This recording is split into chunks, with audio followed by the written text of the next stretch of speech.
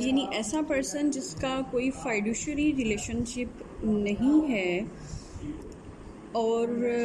Company के साथ, और ये डिक्लेरेशन कोर्ट ने दी है सेक्शन 212 के अंडर। सेक्शन 212 की तरफ हम ज़रा बाद में जाते हैं because that will require a long detail. इस सेक्शन को कंप्लीट करते हैं। सब क्लॉज एच ये बात करिए कि ऐसा पर्सन जिसके पास एनटीएन नंबर नहीं है according to the income tax ordinance, यानी ऐसा पर्सन जो कि टैक्स ही नहीं देता या उसके पास एनटीएन नंबर नहीं है, वो भी कंपनी का डायरेक्टर नहीं हो सकता, इन एलिजिबल है। लेकिन इसमें एक प्रोविज़ो ये दे दिया कि बशर्ते के कमीशन ने ऐसे किसी पर्सन को एग्जेम्पशन दी हो एनटीएन नंबर रखने के लिए और ऐसा कमीशन ने नोटिफाई भी कर दिया हो। इसके अलावा ऐसा पर्सन जो है वो मेंबर ना हो कंपनी का, लेकिन ये क्लॉज उन लोगों के ऊपर अप्लाई नहीं करेगी जहाँ पे वो जो पर्टिकुलर पर्सन है वो नेचुरल पर्सन नहीं है, ही और she is a non natural person, और किसी कंपनी का वो होल टाइम डायरेक्टर है तो एम्प्लॉई है किसी और कंपनी का तो उसको भी डायरेक्टर आप नहीं रख सकते, या वो चीफ एग्जीक्यूटिव है, या फिर वो कोई ऐसा पर्सन है जो कि क्रेडिटर्स को रिप्रेजेंट करता है, या फिर उसके कोई स्पेशल इंटरेस्ट शामिल हैं कॉन्ट्रैक्चुअल अरेंजमेंट्स में। स्पेशल इंटरेस्ट से क्या मुराद है ये हम अभी क्लॉज सब क्लॉज जी की एक्सप्लेनेशन में पढ़ेंगे। यानी ऐसा पर्सन जो कि क्रेडिटर्स को रिप्रेजेंट करता है। क्रेडिटर्स कौन होते हैं ये इंट्रोडक्टरी लेक्चर में मैंने काफ़ी डिटेल से आपको पढ़ाया था। क्रेडिटर्स वो लोग होते हैं जो कि कंपनी को क्रेडिट प्रोवाइड करते हैं टू रन देयर अफेयर्स और एनीथिंग एल्स। इसके अलावा ऐसा पर्सन जिसके स्पेशल इंटरेस्ट मौजूद होते हैं किसी भी फाइनेंशियल कॉन्ट्रैक्चुअल अरेंजमेंट्स में, यानी कंपनी कोई कॉन्ट्रैक्ट कर रही है, कोई एग्रीमेंट कर रही है और उसके अंदर उस पर्टिकुलर पर्सन का स्पेशल अपना इंटरेस्ट मौजूद है तो उसको भी आप एज ए डायरेक्टर अपॉइंट नहीं कर सकते। इसके अलावा कोई ऐसा पर्सन जिससे कॉम्पिटेंट ज्यूरिस्डिक्शन की कोर्ट ने डिफ़ॉल्टर डिक्लेयर कर दिया हो कि उसने किसी भी फाइनेंशियल इंस्टीट्यूशन से कोई लोन लिया था और उस लोन को वो पे नहीं कर पाया तो वो डिफ़ॉल्टर डिक्लेयर हो चुका हो, उसको आप नहीं रख सकते। इसके अलावा कोई भी ऐसा पर्सन जो कि ब्रोकरेज बिजनेस में इन्वॉल्व हो या उसका कोई स्पाउस जो है वो भी ब्रोकर हो और उसने स्पॉन्सर किया हो किसी कारपोरेट ब्रोकरेज हाउस को या इस तरह से किसी भी चीज़ को, तो ऐसा पर्सन भी डायरेक्टर बनने के लिए इन एलिजिबल होता है। लेकिन ये जो सब क्लॉजेस जे और के अभी हमने पढ़ी ये अप्लाई होती हैं only in case of listed companies. यानी लिस्टेड कंपनीज़ की जब हम बात करेंगे तो उनका डायरेक्टर बनने के लिए इन एलिजिबल होंगे कौन से दो लोग, जिन्होंने फाइनेंशियल इंस्टीट्यूशन से लोन लिया उसको वो रिपे नहीं कर पाए और कॉम्पिटेंट ज्यूरिस्डिक्शन की कोर्ट ने उनको डिफ़ॉल्टर डिक्लेयर कर दिया। एंड नंबर 2 ऐसा पर्सन जो कि ब्रोकर है, उसका कोई स्पाउस जो है वो ब्रोकर है और किसी भी कारपोरेट ब्रोकरेज हाउस में वो इन्वॉल्व रहा है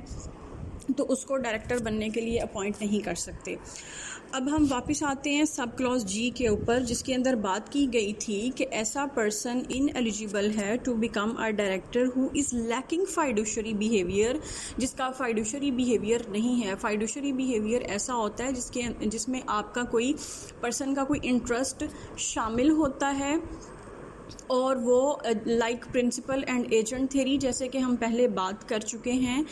यानी ऐसा पर्सन अगर वो शेयर होल्डर है जो कि ओनर है, वो बाहर बैठा है, डायरेक्टर उसके बिहाफ पे काम कर रहा है। शेयर होल्डर जो है वो ओनर है, डायरेक्टर जो है उसका एजेंट है जो शेयर होल्डर के बिहाफ पे बोर्ड ऑफ डायरेक्टर्स में बैठा पॉलिसीज बना रहा है, काम कर रहा है, कंपनी को रन कर रहा है। अब ये जो दोनों पर्सन्स हैं ये एक दूसरे की तरफ फाइडुशरी बिहेवियर रखते हैं, फाइडुशरी रिलेशनशिप रखते हैं। लेकिन ऐसा पर्सन जिसका फाइडुशरी बिहेवियर नहीं है और इसको डिक्लेयर कर दिया कोर्ट ने अंडर सेक्शन 212, तो ऐसा पर्सन जो है वो डायरेक्टर बनने के लिए इन एलिजिबल होगा। अब सेक्शन 12 क्या कहता है उसमें हम बात कर लेते हैं। सेक्शन 12 ये बात करता है कि कोई भी कोर्ट कॉम्पिटेंट ज्यूरिस्डिक्शन की जो कोर्ट है वो डिक्लेयर कर देती है किसी भी डायरेक्टर को कि ही और शी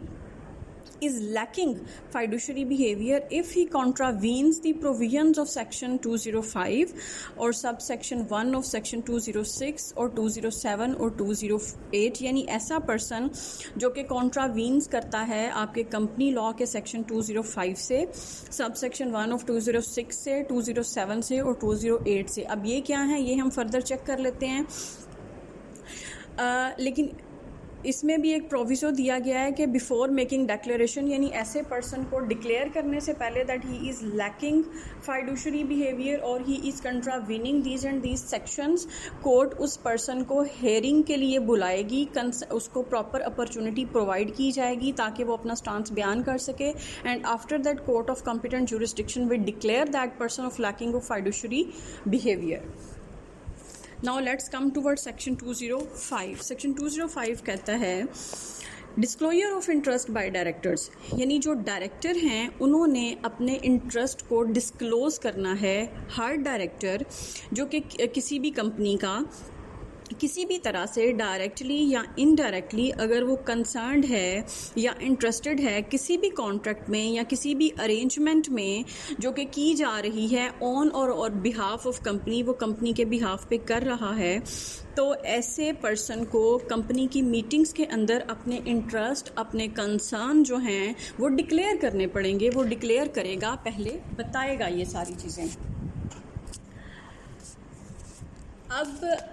इसमें ये बात भी आ जाती है कि ऐसा डायरेक्टर अगर उसके कोई रिलेटिव्स का इंटरेस्ट उसमें इन्वॉल्व है तो भी यही कंसीडर किया जाएगा कि उसका इंटरेस्ट इन्वॉल्व है और उसे उस चीज़ को डिक्लेयर करना पड़ेगा। अब डायरेक्टर्स रिलेटिव से हम क्या मुराद लेते हैं, उसका स्पाउस होगा, उसके चिल्ड्रन होंगे इंक्लूडिंग स्टेप चिल्ड्रन, डायरेक्टर के पेरेंट्स भी होंगे। इसके अलावा disclosure required to be made by a director made under subsection 1 shall be made in the case of a contract or arrangement to be entered into, यानी किस वक्त वो declare करेगा ऐसे केसेस जहाँ पे कॉन्ट्रैक्ट हो रहा है, अरेंजमेंट हो रही है कोई कंपनी के बिजनेस के लिए, तो बोर्ड की मीटिंग के अंदर ये क्वेश्चन उठाया जाएगा और वो पर्सन जो है बोर्ड की फर्स्ट मीटिंग के अंदर डिक्लेयर कर देगा दैट ही इज़ इंटरेस्टेड और ही हैज़ सम स्टेक्स और he has some concerns in this and this arrangement. और ये जो डिक्लेरेशन है एक जनरल नोटिस के ज़रिए तमाम मेंबर्स तक पहुंचा दी जाएगी और ये डिक्लेरेशन एक फाइनेंशियल ईयर तक के लिए वैलिड होगी, यानी फाइनेंशियल ईयर एक पूरे तक वो जो डिक्लेरेशन है उस पर्सन की वो वैलिड होगी। जो ही फाइनेंशियल पीरियड एंड हो रहा होगा उसका जो लास्ट मंथ होगा उस लास्ट मंथ के अंदर उस डिक्लेरेशन को रिन्यू करवाना पड़ेगा, यानी अगर उस पर्सन का स्टेक अभी भी मौजूद है, इंटरेस्ट उसका शामिल है, तो वो फाइनेंशियल ईयर के लास्ट मंथ में उसको रिन्यू करवाएगा, दोबारा से नोटिस देगा, जनरल मीटिंग के अंदर दोबारा डिक्लेयर करेगा कि मेरा इंटरेस्ट अभी भी शामिल है इसके अंदर, और अगर नहीं है तो वो फिर ऑटोमेटिकली ख़त्म हो जाएगा या फिर वो इन्फॉर्म कर देगा that my interest was till this time और till this obligation and it's gonna finish till that date। इसके अलावा अगर कोई भी कॉन्ट्रावेंशन की जाएगी, कोई डिफ़ॉल्ट किया जाएगा सब क्लॉज 1 और सब क्लॉज 2 की प्रोविजंस के साथ, तो उस पर वो लायबल होगा ऑफेंस के और लेवल 1 की पेनल्टी उसे पे करना पड़ेगी। इसी तरह से सेक्शन 206 ये बात करता है इंटरेस्ट ऑफ ऑफिसर्स की बात करता है कि जिस तरह से सेक्शन 205 ने डिटेल में बताया कि कोई भी डायरेक्टर जो है वो अपने इंटरेस्ट को शो करेगा, 206 ये बात कर रहा है कि कोई भी ऑफिसर कंपनी का अगर वो कंसर्न्ड है, उसके कोई इंटरेस्ट इन्वॉल्व हुए हैं किसी प्रपोज्ड कॉन्ट्रैक्ट या अरेंजमेंट ऑफ अ कंपनी में डायरेक्टली या इनडायरेक्टली किसी पर्टिकुलर ट्रांजैक्शन में, तो वो बोर्ड से पहले अप्रूवल लेगा उन इंटरेस्ट्स की और उनको डिक्लेयर करेगा, और अगर वो ऐसा नहीं करता तो इसे कॉन्ट्रावेंशन समझा जाएगा, इसे डिफ़ॉल्ट समझा जाएगा इन complying with the requirements of the provisions of company law, और उसे भी पेनल्टी पे करना पड़ेगी लेवल 1 की। अब सेक्शन 207 ये बात करता है कि जो इंटरेस्टेड डायरेक्टर्स होंगे वो ना तो बोर्ड की प्रोसीडिंग्स के अंदर पार्टिसिपेट करेंगे और ना ही वो वोटिंग करेंगे। ठीक हो गया। अब अगर ऐसी बात आती है कि मेजॉरिटी जो है बोर्ड की, उसके अंदर ऐसे पर्सन्स शामिल हैं, डायरेक्टर्स शामिल हैं जिनका इंटरेस्ट शामिल है, जिनका स्टेक शामिल है, तो फिर डिसीजंस कैसे होंगे और वोटिंग कौन करेगा? ऐसी चीज़ को फिर जनरल मीटिंग के अंदर फ्लोट कर दिया जाएगा। जनरल मीटिंग जब होगी, तमाम के तमाम मेंबर्स उसके अंदर शामिल होंगे, तमाम डायरेक्टर्स एग्जीक्यूटिव और नॉन एग्जीक्यूटिव बैठे होंगे, उसके अंदर इस इशू को रेज़ किया जाएगा और प्रॉपरली जो बोर्ड है उसके बारे में एक पॉलिसी बनाएगा और उसके अकॉर्डिंगली उसको लेके चलेगा। But remember